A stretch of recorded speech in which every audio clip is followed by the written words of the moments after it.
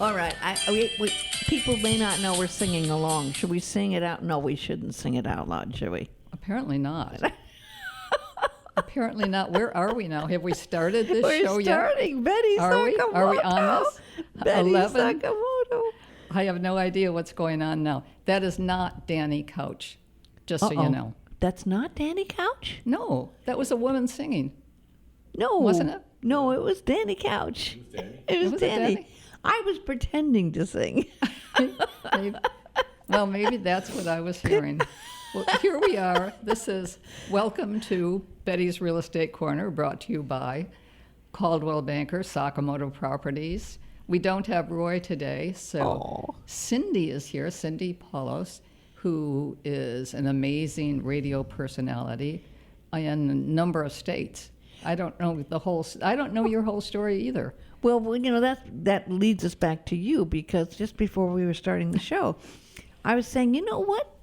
I know you, Betty. I've known you for how many years? 25, 30 years, maybe? Something like that, yeah. But I never really heard your story, your background, your history.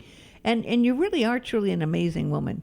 And I thought, how could I have known you this long and not know your background? It is pretty interesting. We started giving you a tiny bit of information. So I will give you an abbreviated version, but just so you know, I was born in Binghamton, New York, which is halfway between, let's say, Buffalo, New York, and New York City. That's where my family roots really are. Very Irish, very people who came from Ireland. My grandmother, I gather, did come from Ireland, and obviously everybody else that was in the family. The Ryans were my maiden name. My mother's maiden name was O'Hara, so obviously this is a very Irish. I didn't know that. It was pretty amazing.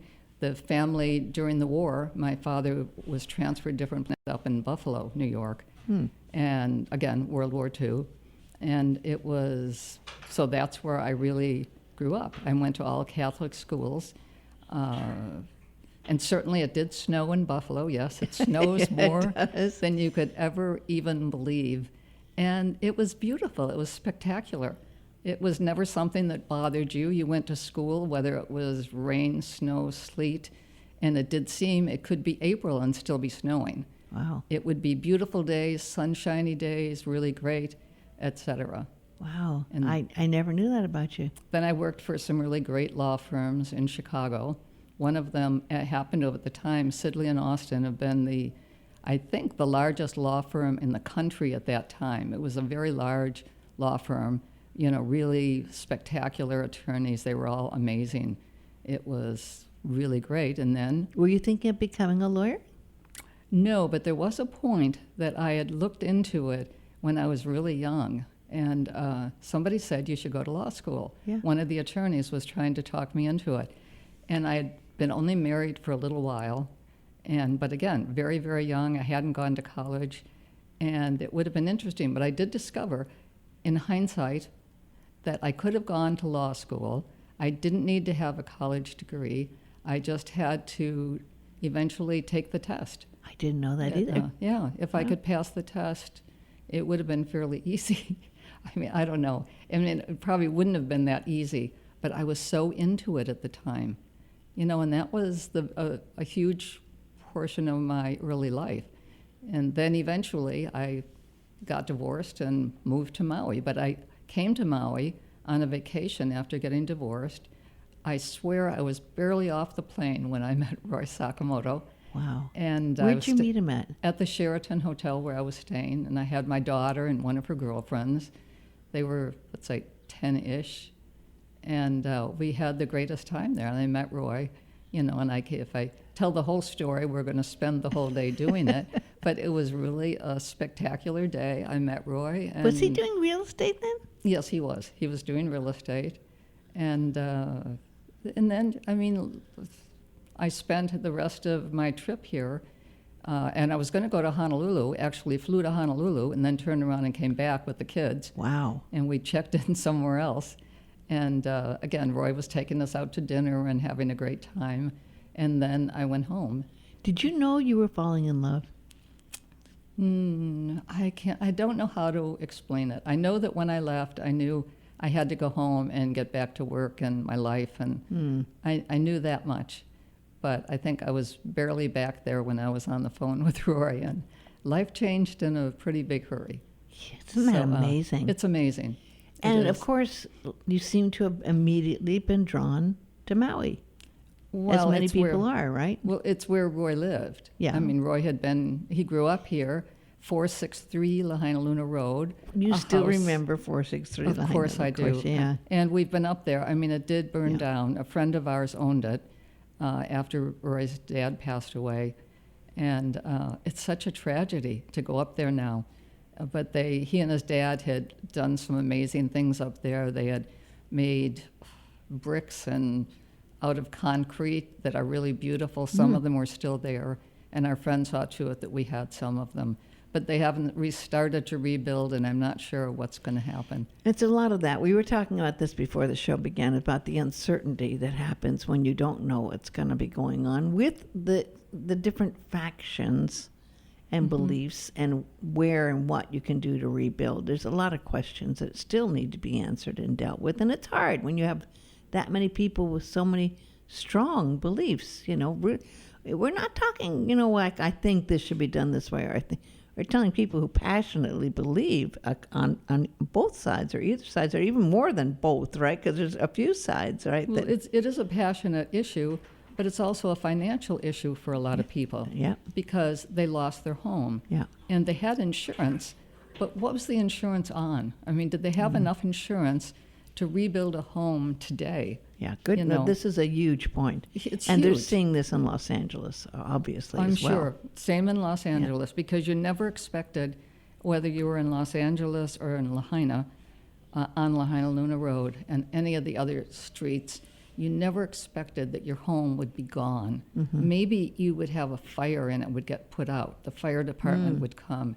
And Maui has the most amazing fire department and firefighters that you could have anywhere in the world. Absolutely true. They work so hard here, and it's been so difficult for them. And that'll never change. I mean, I think that Maui people, they care. They care about the community. They care about everybody's home. I don't know. It's overwhelming. I've been lucky enough to know a couple of firefighters. In fact, one did an album with me, which I have out. And I am amazed at the courage and strength and stamina. And they had to be strong when even their own family and their own homes were being affected. We still have to be amazed that they were there. And the price they have to pay to get through all that, you know, it's sooner or later, some of that takes a toll on you. It has to, because so many of them couldn't leave where they were to even go to their home. Right. And there was nothing that they had to believe somebody else was taking care of that. Yeah. And speaking of homes, which is what you do, we were just talking about the strange waters, how we navigate these strange times. It seems like there's been one thing after another, of course. You know, it's COVID, and then there were the fires, and now we're trying to figure out what's happening with no one knows what's happening with the economy. I invest in the real estate. I was telling you, I have money in the real estate. As many people are going, well, we didn't expect the market to go down so fast. I wish I hadn't invested in Tesla. But I mean, some of these things have gone way down. So, but you in real estate, you kind of have to check the waters and see what's happening as well. Because, you know, everyone wants to own their own home. Everyone wants to be able to do this and navigate this. And you have properties available, but when there's uncertainty and fear, it's very hard for people to make decisions. So how do you navigate through that? Well, I think right now there certainly are still properties for sale, but it is a very difficult thing, because for Lahaina, let's say, we've lost so many properties that it takes away a huge portion of the market for everybody. You know, so it is different than it ever was. And that's going to be hard to see what's going to happen. What is the future going to bring for people in Lahaina that want to build? And I think a lot of that is going to be new product that comes out. I mean, I think we're going to see more. I'm not exactly sure who's going to be doing it, who's going to be doing the new construction.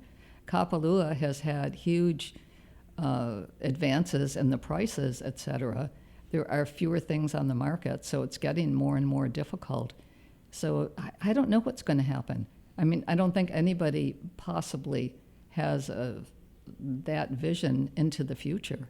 So and when that happens, and you're seeing this, of course, because you've been in real estate a long time. I mean, I've been here 50 years and have been in real estate pretty much all that time. Have you Or ever almost seen 50. a time like this? Never. No, Yeah. I don't think so. I mean, Roy may look at it differently because I think men and women do. Yeah. You know, Yeah. just if you just take that part. And Take, Roy, maybe a little more, for women, probably a little bit more emotionally. absolutely, Yeah. absolutely. And Roy, having grown up here, looks at things differently than I would look at it. He sees it through eyes that in a way are more pure because he's been here from the very beginning. And like everybody, I mean, his heart and soul are in what's going on here and Yeah. what's going to happen. It's very hard. And you know the same thing. Anybody, you know, that looks at real estate, whether you're renting, owning, it's very hard. Yeah. It's a difficult time. It is difficult for everybody. And, you know, I know you personally, and I know how much you really care. And you make friends with a lot of the people you've worked with. And they really count on you because you are honest with them. And there's this relationship that happens between someone who is helping people out with advice as well as investments. And I think you've really embraced that ability where people do trust you and do. I'm sure a lot of people ask you, what should I do? Well, you're right. I mean, they do. And you try to not, usually somebody knows what they want or they have a good idea what they want. And then you can help to direct them into something that really works for them. And fortunately, I think most everybody has ended up happy, you know. But I mean, now, you know, people have lost homes and insurance is difficult. Everything I hadn't is, even thought about that aspect of it. yeah, I mean, it's very hard. I mean, some people didn't even have insurance on some of the older buildings because I think they maybe didn't realize the value. Yeah. You know, that you needed something to cover whatever could be covered with an insurance policy. And I think, sadly, many people didn't have enough insurance. Maybe none of us do. We should all look at whatever insurance we've got right now. And No, that's true. But then, of course, now the prices are higher than ever. no, true. But I think everybody should talk to their insurance people, talk to a real estate agent, and figure out what it would cost to rebuild your home. Yeah. And see if you can end up with enough insurance should there be another disaster, you know, that your insurance company would step in and rebuild. And Yeah. I don't know that you can plan for everything. I think it's impossible. No, and that's, you know, it's funny because we're talking about the stock market, you know. Everyone's known the stock market's a crapshoot. You know, you gamble. I mean, everyone knows. If you, you look at anything, you know that it's a gamble when you invest. And truthfully, I really think real estate and owning a home is a much better, safer gamble than anything in the stock market. I mean, anyone right now could look at what's going on and saying, well, if I had a home, I mean, that's solid, there's a value there. And the average price of a home still stands at about what on Maui?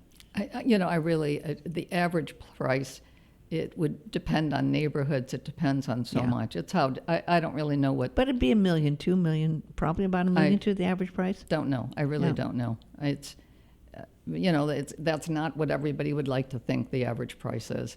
You know, the average price of the lower end, I hope, is a little bit less, you know, or in the things that are going to be coming on the market, which I think there are going to be some lower income properties that people will end up buying, you know, but I'm not sure what really is happening.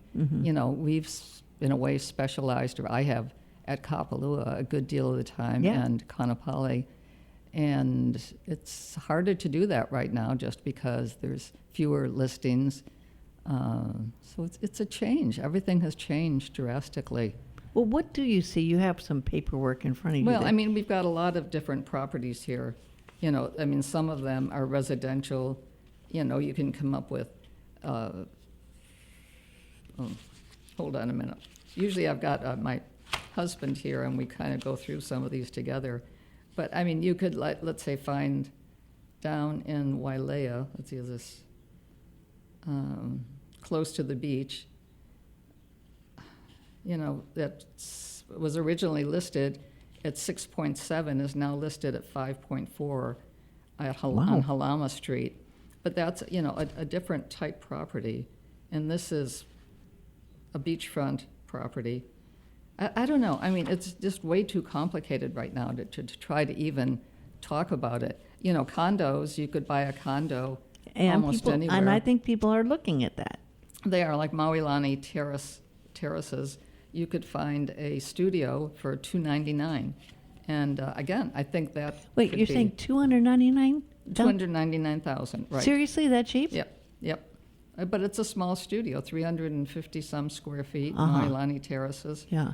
But it'd be a starter way. I mean, there are people that come to you that are just new and want to start, and that's probably a good way to start, is to get something like that and then build up, right? It could be. I mean, it just depends on where you're starting from. Yeah, that's true. And so it really is. It's a hard market. It's a hard market to get into. It's actually 11:22 now, so this time is passing quickly.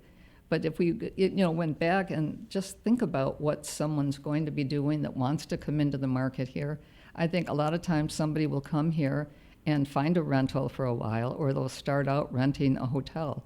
I mean, for 10 days or 2 weeks. Yes. And then maybe come back a second time and learn more about Maui and where they'd really like to live and what they're going to do if they're going to be working here, et cetera.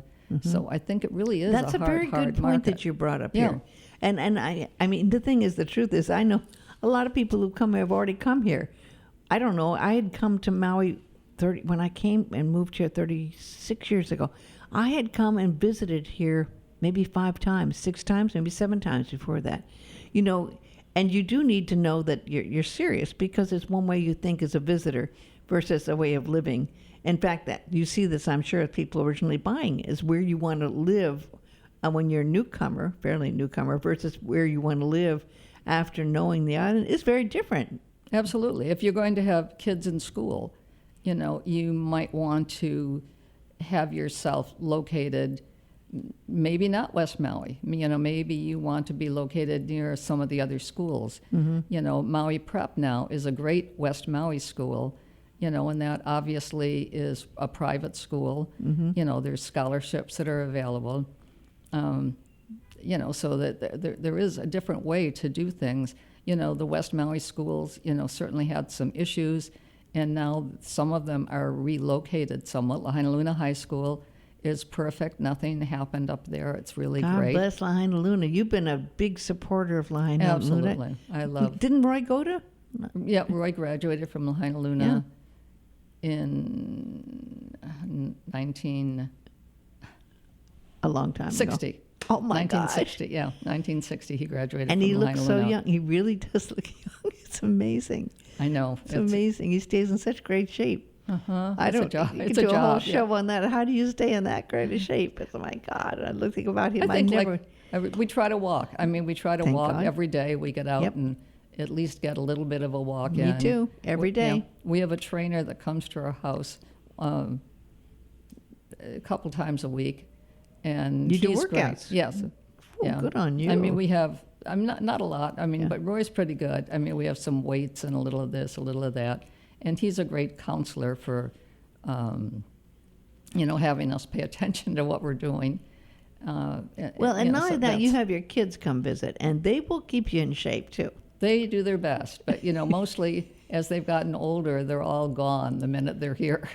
Isn't that sad, though? But that's the truth, isn't it? Well, they're all at the beach. They want to get to the beach, and they want to get here and do that. And then my daughter, Julie Sherlock now, Julie Flynn Sherlock, went to Lahaina and graduated from there. And she's had a great experience here. But when she's here now, she's looking for her friends. Her and her husband will come, and they run all over the place.